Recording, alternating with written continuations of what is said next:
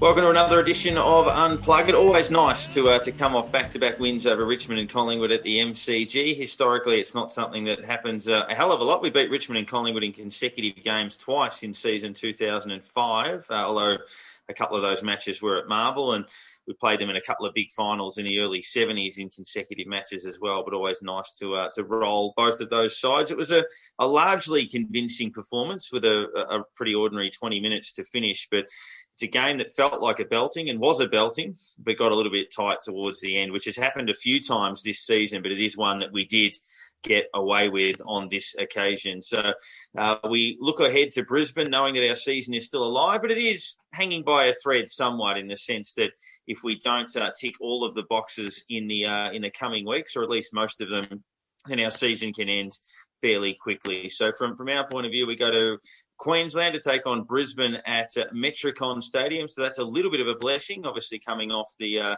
COVID restrictions, meaning you don't play them at the Gabba. But we'll pull that game apart very shortly. H, I guess your thoughts. To beat the old enemy Collingwood was pretty pleasing, even if it got a bit too scary in the last quarter. They certainly know how to give us stress when it's really not needed. It was, you sort of get Understatement into of the three quarter. century. Oh, you get into three-quarter time thinking, all right, yep, this is all good. 5 minutes ago, you're thinking, don't, come on. No, you can't do that to us. You're just thinking, it's not right.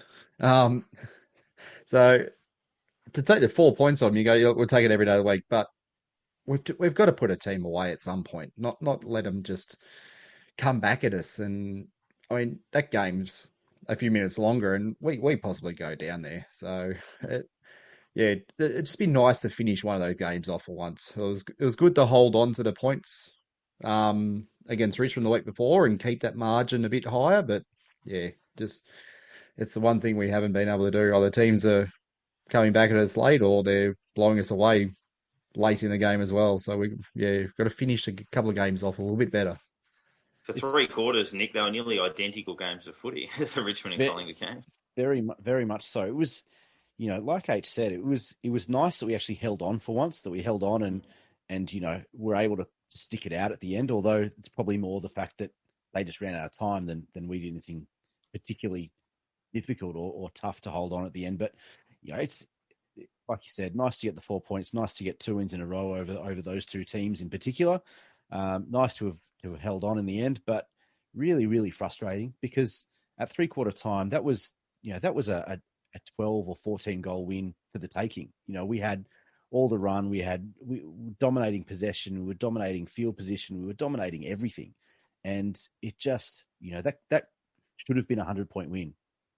And for it to get to the point that it did with 2 minutes to go is just, I mean, it's verging on embarrassing again that this keeps happening, that we just can't hold on to leads, we can't put teams away, like you said, H. And if this team ever wants to get anywhere in terms of playing finals football, winning finals footy, and being a legitimate crack at winning important games of footy, they've got to be able to do that. And right now they're not, and it doesn't matter who they're playing against. We've seen it multiple times all year, whether it's North Melbourne or Adelaide or Sydney or whoever it is, that we can dominate for 3.5 quarters and then just drop the bundle completely and let it slip.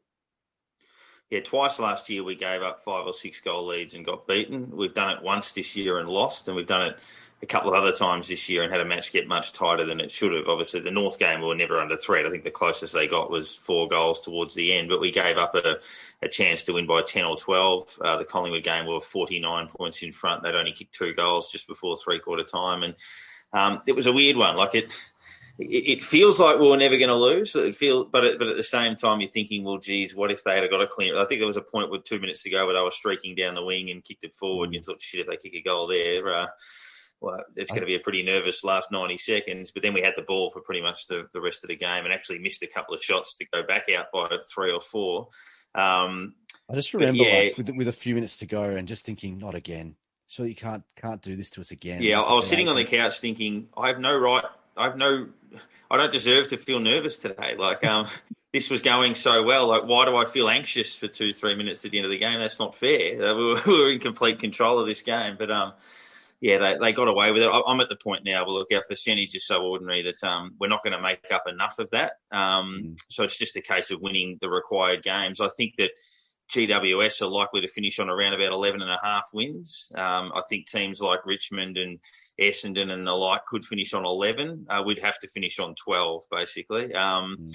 That's been the case for a while. So at 7 and 8, we've got to win 5 of our last 7 matches, which includes Brisbane at the Gabba, West Coast in Perth, Geelong at Kardinia Park, of course. But we get Port and Sydney at Marvel, which they're good sides, but we'd be a chance. And then obviously the likes of Fremantle and Carlton, which would be non-negotiables. And we've got to find one more win. So if you paint our picture, we've got to beat the games we're a good chance of winning, like Fremantle, Carlton, Port Adelaide, Sydney, and then beat one of Brisbane at Metricon, West Coast in Perth, or Geelong at Kardinia Park. We have to win one of those 3 games. So well, who's to say we're good enough? Yeah. This is almost, the one this week, it's great for the game's not in Brisbane. Yeah. It's probably good that it's not at Marvel, because Brisbane are a pretty good Marvel team. Yeah. I reckon at the MCG we beat them. But... Yeah, maybe at the G, maybe at Geelong it could have been better. But, we play pretty well at Metricon, and we showed that last year that we can play that ground pretty well. So, it's not a bad outcome for us, but we got to turn up. Yeah, and we got to play it the whole way. Obviously, no let ups. I'll kick 12 goals in a quarter if you let up against them. So, yeah, and I was going to say that percentage wise. I mean, that I had a quick look at it at one stage and going, well, if we need 4 less goals, that costs us 3.5% on the ladder. I mean, you add that up over the games where if we North Melbourne, you add that on, and you don't concede quite as many against other teams. It's at that 3%, 3%. It changes very quickly, and it could, that's what means that we have to win that extra game, which is going to be, unless we're chasing West Coast, who are a bit struggling at the moment as well after Sydney on the weekend. So we need a few more results going our way like that as well for it to go our way. So I mean that's a team that possibly we pinch one against, because they're not travelling too well at the moment. No. I mean, it's in Western Australia, but they've looked very ordinary every couple of weeks, and we get them on the right week. There's 4 points we could take off them. They've been a bit like us, where they've been at times inexplicably bad. I know they've got a few players out. At times they've looked like, oh yeah, that's them, and at times this year we've looked like, oh yeah, that's what they were tracking towards last year, like the West Coast game and even the Richmond game. It's like, yeah, they were building towards that. That's kind of familiar. But then they throw in performances like, in their case, the Geelong game, the Sydney game, the Bulldogs game, and in our case, obviously Essendon and Bulldogs and Richmond the first time and all of that. So, yeah, I mean, they've been really Jekyll and Hyde, which suggests a bit of a disconnect. But I mean, look, we haven't played consistent football to a level that suggests we would make the finals. But as St Kilda supporters, we're eternally, pessimistic but optimistic at the same time. Like, we are alive. So if you are alive, the fact that we're even having this conversation, the fact that we're still alive after those 4 losses earlier in the year, like, that's just beyond me. I just almost don't understand how that's even possible, that we're still here talking about the potential to play finals. Like, it just doesn't make sense. That's right. And we'll talk about it until it's not possible anymore. Like, we're at the point now where, and this is a life of it. We had a crisis meeting a couple of weeks ago about what was going on. Now we're sitting there thinking, if we can find a way to beat Brisbane at Metricon, we will probably make the 8. And it's like, well, that doesn't make sense. But yeah, that's where we're at, and that's the life of a Saints fan. So we'll look to that game with optimism. But I really liked our rucks are obviously so important to us. So I've never seen a area of the ground or a player or double active players make such an influence on a side. That was probably the first time we've got hold of Grundy. I mean, Grundy was all right. He certainly didn't play a bad game for Collingwood, but we had far greater impact in the ruck than they did, through Marshall and Ryder kicking 3 goals and taking contested marks. So that was something I really liked. And also, it makes Max King a better player when Marshall's a target alongside of him. You just look at how good King has been in the last fortnight. Yeah, it certainly makes the defenders worry a little bit more. I mean, if we haven't got any other tools down there, the defenders look and go, all right, where's the ball going? All right, well, we get there. You put, as you say, you have Max down there, and you put Marshall down there at the same time, or Paddy, if he pops up every now and then as well, and the defense like, oh, who do we go to? Which one are we defending? It just gives that extra target that we go, well, that's where we can win games. If we've got that extra player that's down there helping out, if those two aren't getting it, Membry's getting the ball. He's taking marks at there. If it's falling to the ground, we've got the smalls to get there to get the crumbs. But that extra tall just really opens the forward line up for us and gives us that extra opportunity. So, I mean, this is where Max has got to look and go, all right, I don't have as many defenders on me. I'm going to take control of this game and keep control of the forward line and just show what I can do. And I mean, he's got some big defenders this week to come up against. They're very well known defensive unit, Brisbane. So if he can get a few three goals this week, that's probably a win for him up there. But yeah, it's not going to be an easy task for him, that's for sure. And if just get a half decent return, even if he goes up the ground to get some early ball, get that confidence up, and then get back down there and try to find a couple for us. The thing about, I think, having both Marshall and Ryder, and we've spoken about it a number of times, and I think the club has also kind of internally and externally spoken about, the impact that having both those guys has on guys like Max King, and you mentioned it before, but it's not. I don't think it's necessarily just having another tall target, but it's that particular one of being able to put Marshall forward. He's not just a marking target, but he's also a really physical type forward. And at ground level, your defenders have to be accountable because he'll run through you as well. And we saw a couple of times the ball would come in and hit the deck, and Marshall would still be a factor in the contest just because of the fact that he's such a big body and he doesn't shy away from body contact. He doesn't, even Paddy, and Paddy's not a hugely physical type guy, but when the ball's in the air and it's there to be won, he throws everything he's got at it. And same when it's on the ground as well. And both of those guys can have an impact physically on their defender or on the defenders in the area, in the zone. Whereas King doesn't have that physicality yet. He's a much smaller, he's more agile, I guess, but he doesn't have that, those 5 or 6 years of building body size and weight and strength and power to be able to impact the contest as much. And so putting Marshall in the forward line next to King just gives that extra physicality and extra grunt at the contest that just frees King up a little bit to play with a bit more freedom and creativity. Whereas before, you get in the first half of the year when one or both of Ryder and Marshall were out, and you've got King kind of 1-on-1 or 1-on-2 or more sometimes with some of the best defenders in the league. There's no one else there that can physically make those guys accountable. And I think this is probably the best example of an elite defense, with those guys that you mentioned before around that Brisbane kind of defensive unit, that we can really start to see the impact that those guys can have on King. And hopefully, Marshall, Ryder, and King can start to make guys like Harris Andrews accountable for the contest, for their forward, for their opponent, because in previous weeks, and we know that it's something that happened a lot against us earlier in the year, was that we just let these guys take uncontested intercept mark time after time after time. We just bomb it into the forward line, and there's no one there except that intercept defender. And May and Lever and these guys, they do it all the time against us. And Harris Andrews did it last year. And hopefully having both of those guys back and fit and firing will go some way to making him accountable, because that's the only way that you can beat Brisbane, is having Harris Andrews accountable for a forward. One thing that I'm just staying with King again, that not doesn't involve him, but something that surprised me that I just recently noticed too, was I'm looking at Harry Mackay and watching him play at the moment, and then I sort of looked and went, hang on, he's 24 at the end of this year. It just hit me all of a sudden thinking, I didn't realise he was that old yet. So you sort of look and go, well, Max has only just turned 21. You think, well, there's almost 3 years on him there, and you're thinking, okay, well, he's pretty much just peaked this year, or he's starting to pick up this year, Harry Mackay. So, and even his brother, Ben's had 2 extra pre-seasons essentially. Yeah.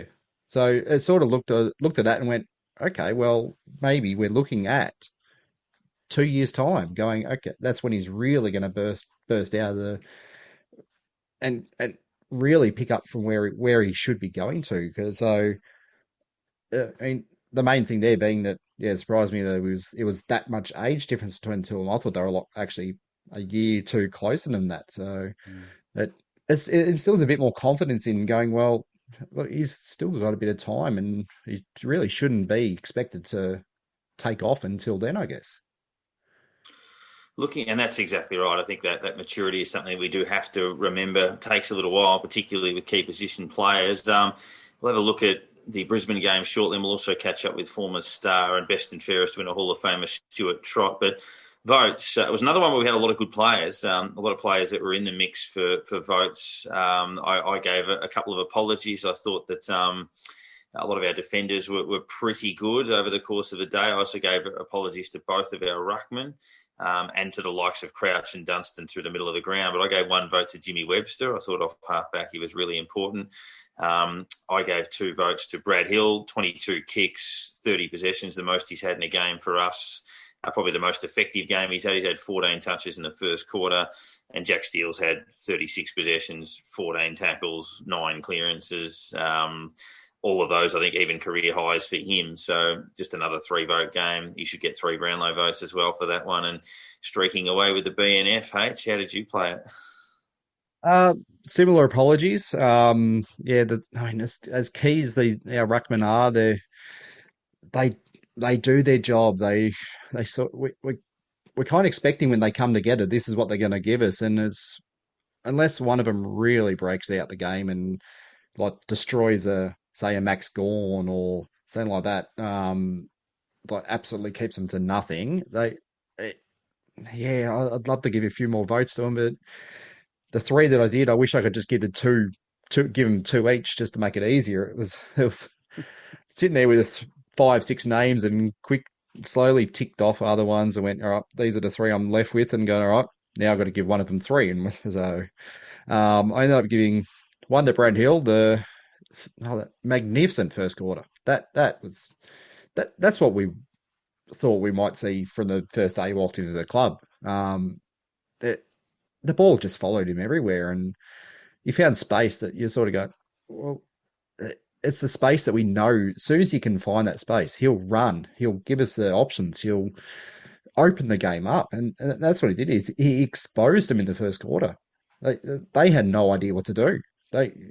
Every time I think they turned around, they went, "Oh, he's got the ball again. What are we going to do? How are we going to stop him?" So it's sort of he probably only got the one because it sort of disappeared in the last quarter a little bit when most players kind of disappeared, but he was probably one of the driving factor in the first few quarters there. So yeah, so I gave him the 1. I got 2 to Dunstan. They ended up having 27 touches. It was 10 clearances, which was the best for the team, and I think what was the other thing? 9 tackles as well. So he was doing it, getting the ball and stopping the ball when Collingwood had it as well. So probably that 2 games that he's had now in a row, that'd be the best 2 games he's strung back to back for the club in his career.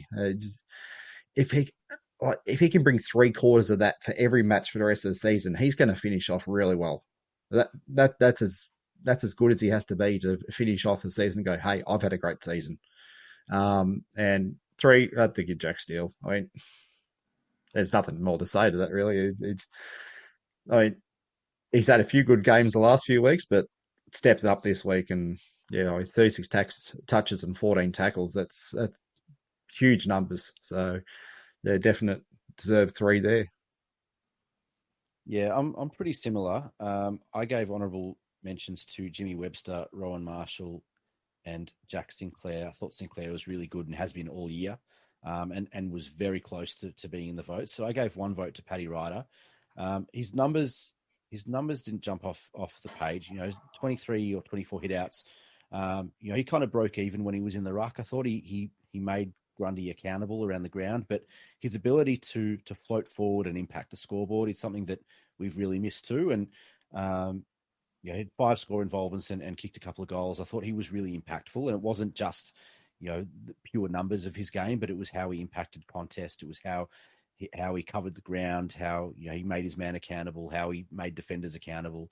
He just had such a huge impact, even for those limited touches. I think he had 9 disposals for the game, but just very high impact touches and very high impact player for his time on the ground. I gave 2 votes to Brad Hill. Like you said, his first half and that first quarter in particular was just standout football. And we spoke last week that when Brad Hill is running with the ball, he's taking bounces and he's kicking long, our team looks so much better. We look straighter, we look more dynamic, we look more offensive and attacking. And he's able to do it both ways. We saw him kind of sit across halfback for a little while, blocking up some space and making it very hard for Collingwood to get past the middle because they had nowhere to kick it to when they won possession back. But like you said, 30 touches, 710 metres gained for the game, which is it's a huge number, and 5 inside 50s as well. And clearly Jack Steele, I mean, that was probably his best game. I think he's been in the votes almost every week for the last month, but that was probably his best game almost for the year. 36 touches, 14 tackles, 8 clearances, 7 score involvement, 6 inside 50s. He just does everything, and he continues to lead from the front week after week after week, no matter what the situation is. He just doesn't have a bad game. There are votes, and fairly familiar with that name at the top, who is streaking away with it. We're going to go back in time now. We haven't quite gone back that many generations as part of Unplugged, but we're going to catch up with a man who narrowly missed the 66 flag just based on his arrival at the club. It was a key part in why we nearly won another one in 1971. Stuart, you've just been inducted into the St Kilda Hall of Fame. What does that achievement mean to you? Humbling. What I said when I was up there, it's an honour. Look, it's an honour to play one game of football. It's then an honour that you go to 10, to 20, to 30, but you never, ever think that this would happen. To be inducted into your football club's Hall of Fame saying you're a person and a player, that means a lot to that means something to the footy club. That's great. And I've got my grandkids here and they're all old enough to kind of think, oh, that's what Poppy did, Yeah. Well, on Unplugged now, we're going to cross back and chat with Stuart Trott, who came across to the Saints at the end of 1966, obviously a tremendous period for the club.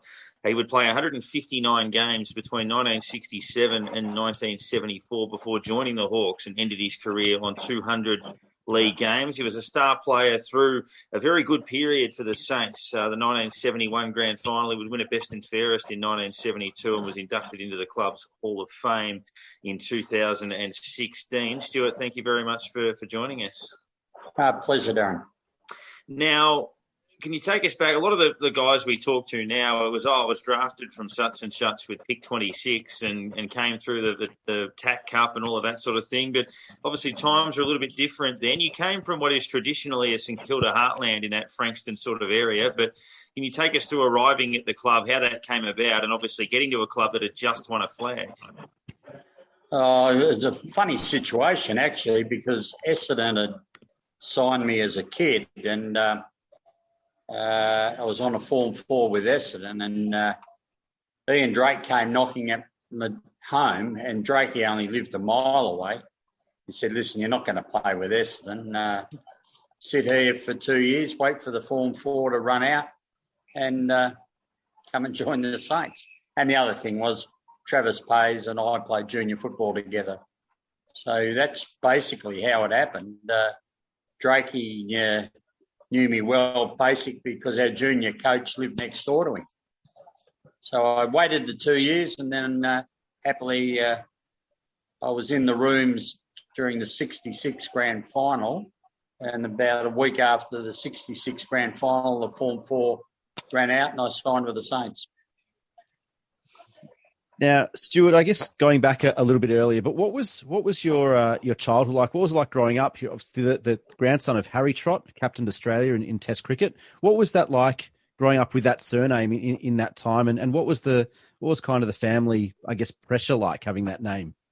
No pressure at all. My mum and dad split up when I was a 7 or 8 year old, and the next door neighbour and I, he was a terrific bloke, a bloke called Bert Cressel.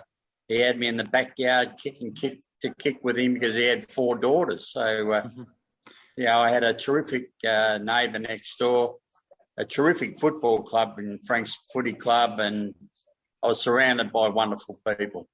So it was a great football upbringing, mainly due to maybe Bert Cressel, my next door neighbour. He was an elderly bloke. He was most probably late 30s when I was a 7-year-old. So coming from the Frankston Bombers, obviously, unfortunately, we didn't have Frankston as a recruiting zone not long after you. You got a few players that have come through after you, the likes of Dermot Brereton and that sort of thing. But how has Frankston, after your VFL career, did you have much association with them afterwards and anything there? Or? But it's one of my pet hobby horses. That when zoning came in, Gary Colling signed the night before zoning came up, and we were given Ballarat without the Westgate Bridge, and Hawthorn were giving half of Frankston and the Mornington Peninsula. The reason St Kilda went to Moorabbin was to get the Mornington Peninsula and Southwest Gippsland, and that was kindly given to Hawthorn. So most of those Hawthorn flags, all those blokes would have been St Kilda players, and they were blokes I went to school with. Yeah, so it was an absolute tragedy for St Kilda. Our history is littered with a lot of that. Obviously, we ended up getting some fine Frankston talent later on with Robert Harvey and Nathan Burke and Stuart Lowe and Spider Everett and guys from down that neck of the woods, but the damage had obviously been done prior to that. Your time at the Saints was entirely under Alan Jeans. Can you sort of take us through your impressions of Yabby as a coach? And obviously he was right at the top of his game when you made your debut as coach of the reigning premiers. It's a funny question, that, because I reckon the power that was given to Alan Jeans was given to him by Ian Drake. Ian Drake came from Tasmania. There was no fluke that, Verdon Howley and Stuart, Darryl Baldock, John Bonney, and many other blokes ended up at St Kilda, and they ended up at St Kilda basically because of Ian Drake's work. And he filled that side up with some amazing talent. And he was most probably the driving force for St Kilda to be successful. He gave Jeansy a lot of good players. Stuart, what type of player were you? Obviously, our generation, we never got to see you play live. So there's some highlights and some kind of grainy black and white video at times. But looking back at some stats, you averaged 18 touches off a wing, a goal every second week or thereabouts. What type of player were you? I was a very quick winger. Most probably in my era, there was only one bloke that might have been a little bit quicker than me. That was Trevor McGregor, and I think he won the Stall gift. I was a very quick winger, and in my early days I was a rover, so I didn't mind a shot for goal. But I would say in all the years I played on the wing, especially when I was younger and most probably a little bit more fitter, I was very quick. And I had Carl, people underestimate how much we all walked a lot taller with Carl looking after our backs, and another great ruckman in Brian Minot who, gave me plenty of the ball. So we had Brian Minot, Carl Dittridge, and then a bit later Johnny McIntosh. So, St Kilda did some amazing recruiting back in those days. So how did your opportunity come along? You've sort of come along later, an early game in 67, but later sort of made your way into the team and held a position. Was there something that someone was out injured, or was your reserves form really good? Is that what gave you the position? It's funny. I was second rover to Smithy in the first game against Richmond. I played on Roger Dean. Roger Dean got best on the ground. Mike Perry took the mark of the day above me. And I was in the showers on the Thursday night with Smithy, and when I got dropped, he said, "Gee, I thought they'd give you another go." And I said, "I thought you'd give me a run on the ball." So the second game, was first rover because Smithy got in the state team. I think I kicked 3 goals, 5 in the seconds. And it was a bit hard to get dropped. And my junior coach rang up a bloke called Ronnie Wilson, who was the coach of St Kilda seconds, and said, listen, the boy's a wingman, put him on the wing. So when I came back from the second crack, which was straight kind of after the game, I kicked 3 goals, 5. I was on the wing and the job was done then. Looking at, obviously, St Kilda made the finals, I think, in 5 of your 8 seasons at the club, played in 3 prelims and a grand final in 71. The 1971 grand final, whilst I would think St Kilda have had a lot of missed opportunities, that's one of the biggest we've ever had, 28 points in front about 3 minutes before three-quarter time, but also described as one of the most brutal games of football ever played. And I'm sure you would be able to be testament to that fact with a run-in with Lee Matthews in that game when you were probably best on ground at the time. Yeah, look, the two sides kind of squared off pretty well with each other. I reckon if we'd maybe beaten them in the second semi-final where we got beaten by a couple of points, and then I knew we'd beat Richmond to have another crack at them. But look, that game, we were stiff not to win it. I think Carl got hurt. Carl was having a blinder, and that's when they got on top in the ruck in the last quarter. But not through any other reason that Carl was either hurt or he was completely 100% spent, because he played a great game. Stu, you're on record, I guess, as saying previously that 71 prelim final against Richmond was one of your favourite games, if not your favourite games of football. What was it about that game, and what are your memories of that 71 year? Well, the amazing thing about, we just got beaten by Hawthorn the second semi-final, and everyone was no one gave us a chance to beat Richmond, and all us boys, we knew we'd beat Richmond. So, it was a drizzly day, and we had a red-hot crack. Davo kicked a bag full of goals, and, we took care of Richmond pretty easy, and quite honestly, not just I think all the guys, we believe we were going to beat them. So when we did it fairly easy, and it vindicated us a little bit, as a team. What was the confidence levels going into the following week then? Oh, no, we knew in for a real fair dinkum game. They were a great team, Hawthorn. I thought we'd win. I think they thought they'd win, and as the game panned out, it was nearly anyone's. I can remember I come ripping through the centre of the ground the third quarter, just before three-quarter time, and I let go a big bomb heading down towards the Melbourne, the city end, and it was going straight through the middle. And back in those days, the wind kind of came from the members, and it kind of did a left-hand turn and hit the bloody post. So, we would have been 35 points up. I reckon we would have been hard to catch. Yeah. So, following on from there, 72, pretty big year for yourself, coming up best and fairest, and another finals campaign, obviously falling short just again. And the hard part about that, a huge virus hit the club, and either the blokes were really crook, but they still played. But it sounds like I'm whinging a bit, but you wouldn't believe the bloody bad luck. Yeah, I think it continues on to this day. I think so. Yeah, but for the best and fairest, though, we know these days it's a big suit and tie affair and a huge night for the club. And that. Do you remember much of the night that you had your best and fairest? Yeah, I was at home actually, and I got a phone call from me and Drake telling me I'd won the best and fairest. Yeah. Yeah, so I think they counted at Jeansy's place, Did you win something? Was there a prize? Back then, first, second and third in the best and fairest got $1,000 each. It'd be worth a bit of money these days. That was a fair bit of money because I think my total salary for that year was $3,500. So $1,000 bonus was a fair whack.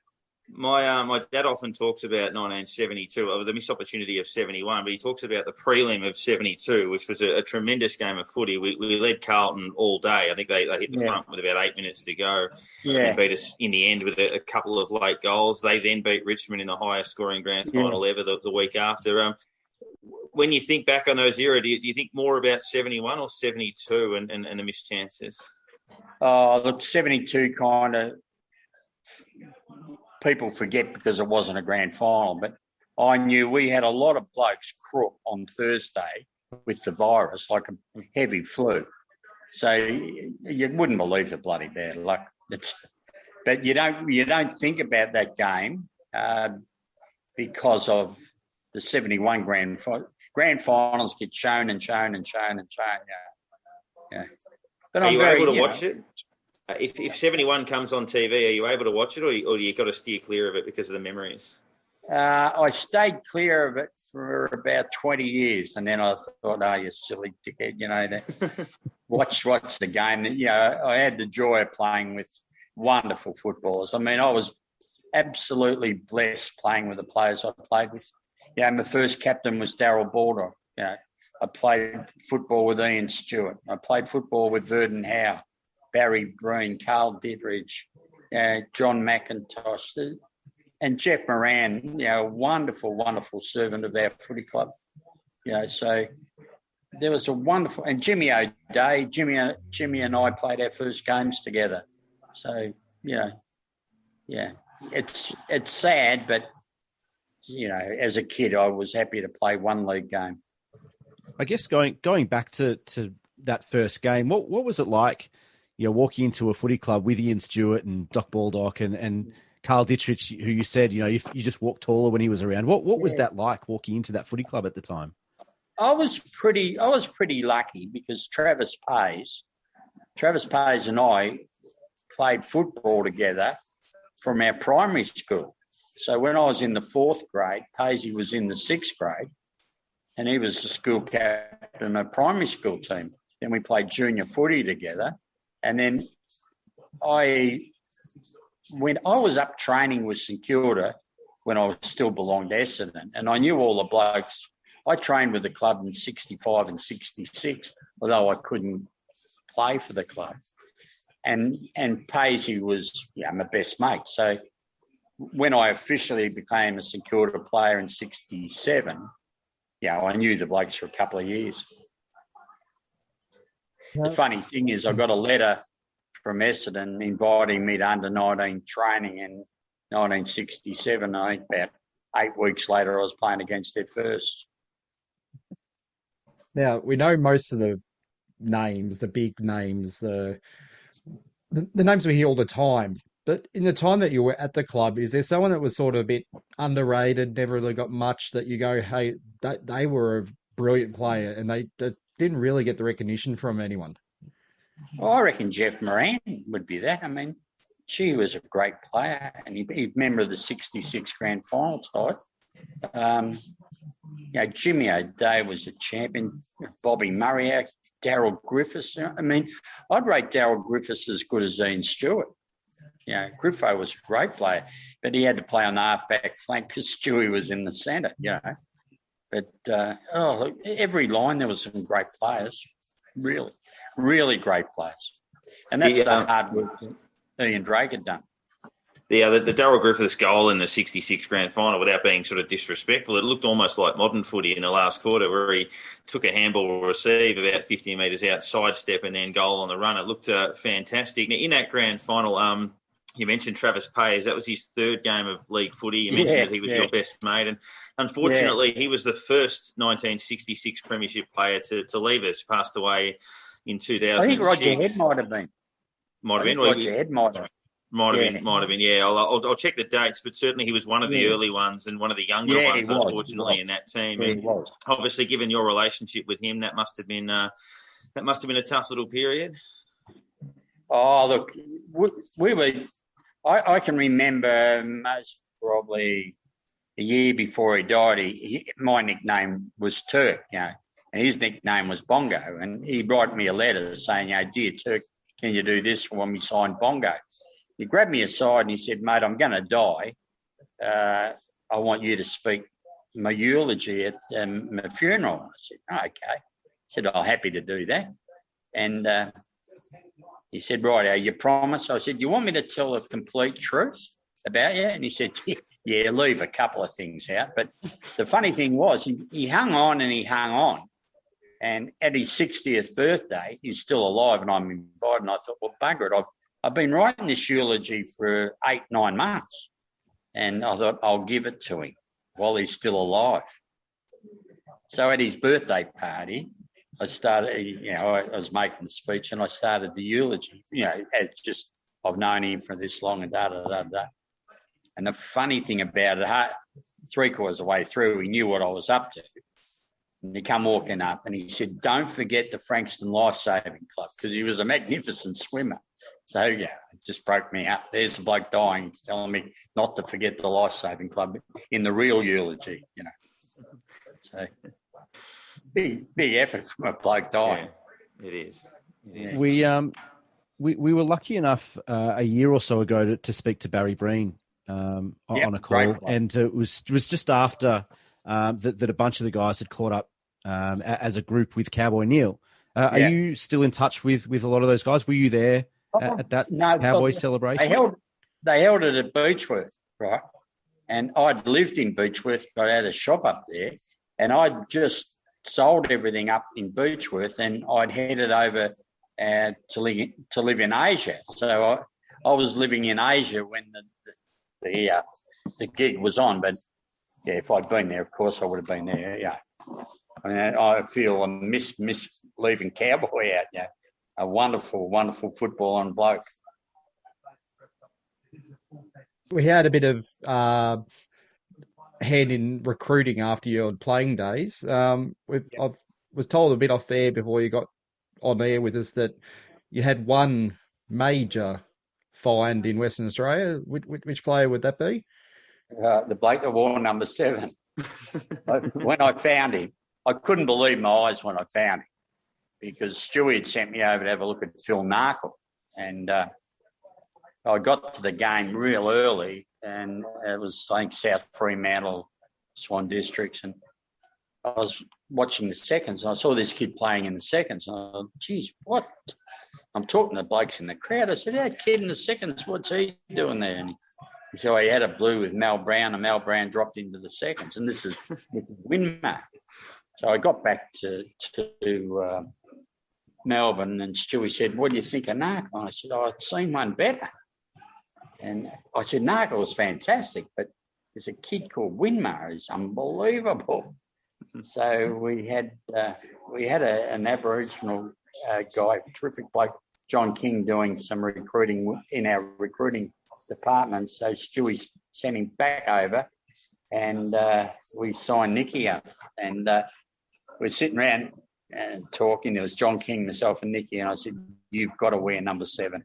I was that. I knew how good he was going to be.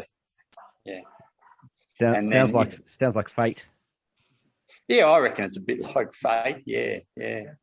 So do you still watch the team now? Do you get a chance to see them? Oh yeah. No, I'm actually the footy's on Port Adelaide, Melbourne on TV here overseas. Yeah, I watch every game. Yeah, and I just hope we do all right this year. We deserve a bit better, but. I reckon the coach is doing a great job, and just hope the boys chase and tackle a bit for the whole game. Is there a lasting memory before we let you go? Obviously, you came very close to climbing the mountain with St Kilda in a very good time for the club. You spoke about a lot of great players. You went on and obviously narrowly missed out on a flag at Hawthorn as well in 75. But is there a lasting memory of one that in particular that stands out? Oh, look, I'm 73 now, and I sit back and I think of all the wonderful footballers I got to play football with, and the blokes at St Kilda were just a terrific bunch of blokes, on every line, there was great players like Bobby Murray was terrific. Ian Sinman, hardly ever missed a game. He was as solid as a rock. Breeny was terrific. It was a joy to be there. It was a joy to be at St Kilda, and it was a joy to go back and help. And I'd do anything I could possibly do to see us win a flag. And have. But the people forget a little bit when I went back to the club in the 90s and the 2000s. We were most probably in the finals more than any other club. You boys could do the research on that, but that the one that I regret is the one where Adelaide beat us. So that's the one we should have won. Yeah. And we were stiff then because Laser wasn't playing. I mean, Laser Vidovic was he was a little bit like Ditteridge. Blokes walked tall while Laser played for us, and Spider was out injured. We've had rotten luck. Yeah, rotten luck. It follows us generation to generation, unfortunately. But when a lot of people talk about the great numbers in the club's history, naturally they go to 4 and naturally they go to 10. But I reckon if they go to 7 as well, through the contribution of yourself and Nicky Winmar and Lenny Hayes, they could do far worse than that. But Stuart, thank you very much for joining us. It's been great to sort of reflect on your journey, and hopefully the Saints can celebrate for all of us somewhere soon, and we can all get that together. Oh, I think it's sooner than later, lads. And a treat talking to you. Stuart Trott there. We look ahead to Brisbane. Bit of selection news. Zach Jones returns and comes straight back in to the senior team. So no VFL come back for him. He'll come straight back into the AFL team. Jack Higgins misses with general soreness. They don't recall Josh Battle, who was the sub last week, which is interesting. I thought it might have been match-up and weather-related against Collingwood, but he's out of the side for a second match in a row. Vitale's still got some lingering effects, it appears. And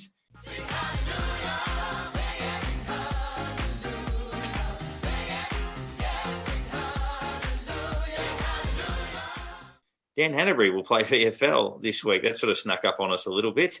Great to have him back, and maybe there's a chance that he could play a block of 5 games or 6 games before the season is out, depending on how many he needs at VFL level. But hopefully he gets through that one okay and can still provide something for us before the end of the season. But starting to get a little healthier list-wise. But I think for me, guys, the thing we have to pick up most is just tidying up the entries inside 50s. We even with the last quarter fade out, instead of being 10 goals to 2 at 3-quarter time, it probably should have been 16 or 17 goals to 2 based on the entries. We regularly miss targets, or we'd spill marks, or we'd have players that were stationary or would get in each other's way, or we'd kick it up in the air and it would get sort of easily spoiled out. We're not going to get 40 chances to score against Brisbane like we had against Collingwood and Richmond. We've got to take those opportunities against a very, very good team. And hitting those targets and converting is very, very important. So, unfortunately, in the last couple of weeks, we've been a bit 2018-19 like in terms of wasting inside 50s. Last year, we were so efficient when we went forward of centre. We need that type of game to beat Brisbane because they won't give us as many looks. It's a really, really interesting one. And the Battle one also is interesting because I thought he finally... Yeah, he's been pretty poor all year, and they've kept him in the team all year. And then he had a pretty good game. It wasn't a standout game by any means, but it was closer to what we know he can deliver in terms of, physicality, getting around the ground and having an impact. And he won a bit of the ball. He was tackling. He was chasing. He provided an outlet across half forward and had an impact. And you're right. I thought it was a bit of the weather that the wet and the sleet and whatever it was that they might have dropped the bigger body and brought in the smaller guy, or gone with Leo Connolly, more of a running type player. And to leave him out again I was a bit confused by it. But looking at it, I think maybe it's a similar type of thing, a similar type of matchup issue in that Brisbane are a running, they're a smaller running team, and maybe they've just gone with that extra, bringing Zach Jones straight into the team. He's a pure runner.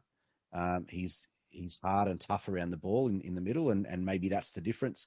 But being cleaner with that delivery inside 50, it would have been nice to be able to sit Josh Battle in the at the top of the goal square and have another marking option there to kick to, and maybe free up some space for Max King to lead, because you've got Battle in there making another defender accountable, like we spoke about earlier. So yeah, it's an interesting one. It's kind of a bit of crossroads for Josh Battle at the moment, because I really like him as a player, but it's hard for him to get a spot in the team at the moment, especially when he doesn't have a spot.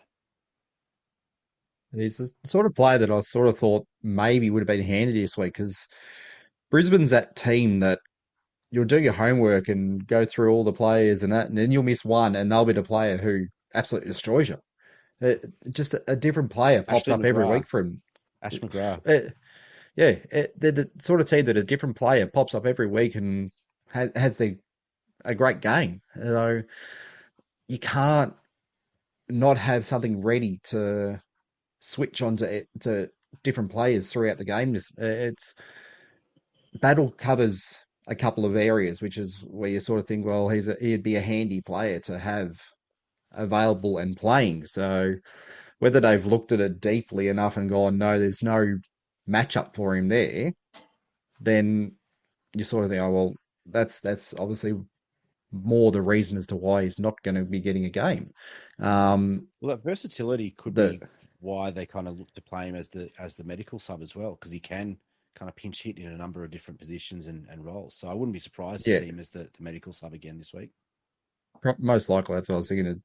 That's, or even like being just a travelling emergency and sort of thing. And I go, see what the conditions are like. It's a night game at Metricon. It's going to be a bit slippery, and so it's an interesting one. I mean, he'd even be the sort of player you'd look at throwing into the middle against Mitch Robinson at some point. It's probably a good matchup for him there if there was one in the side. So whether we're thinking maybe Jones or someone's more going to go onto him, or that is only sort of that another one that's similar sort of sized player. So not really, we don't really have many others. I can't see many other matchups for him. So I'm assuming that it's kind of where that Jones has come in. Okay, who are we bringing out? Bringing out for him. That's where he's fallen into place. So it's a bit of unluckiness. We assumed Jones was going to play reserves, but that certainly was a bit of a surprise. Good to see Burns. I mean, Burns is probably a bit stiff not to get the Rising Star nom. He's tracking really, really well. Connolly backed up his good performance, and good to see him get another crack at it. Jones certainly helps the midfield. We lose Higgins. Higgins had been spending a fair bit of time on the ball and then going forward, and obviously Jones bolsters the midfield, but you'd like to still have Higgins playing as a traditional crummer now that your forward line looks a little bit more normal with a resting ruckman, Membry and King plus Butler. And Ben Long, I think, is playing a bit more forward in the last couple of weeks, so he can not the same type of player, more bash and crash and those sorts of things. So a bit of pressure on him certainly as we look towards this particular result. But Brisbane, I mean, they're pretty hard to beat at the Gabba, so moving it to Metricon is useful, even though clearly it's still closer for them than it is for us. But we've got a chance. We've got a chance against another really good side to make a bit of a statement. We played Brisbane last year at the Gabba and lost by 2 points. We were closer to full strength then, and getting them at Metricon would suggest that maybe that just sort of, I don't think they've been super when they've played down the road, as in by comparison. But I mean, you would say that it's less likely than likely, but where there's life, there's hope, and we're a chance. And we'll be 8-8 if we can secure this result and then get back to Marvel, hopefully in front of a decent crowd, restrictions applying against Port Adelaide the following week. But enjoy this one, guys, wherever we're watching it. I'm sure the Saints fans haven't had a chance really to get to Queensland, given the risks associated with it, but we have spoken a lot with our Queensland supporter group in the past. So they'll fly the flag for us. They had a lot of experience doing it for us last year, probably 12 or 13 times over the course of the season. So hopefully the boys find Queensland nice and comfortable. But until next week, we'll have another special guest on the program. Go Saints.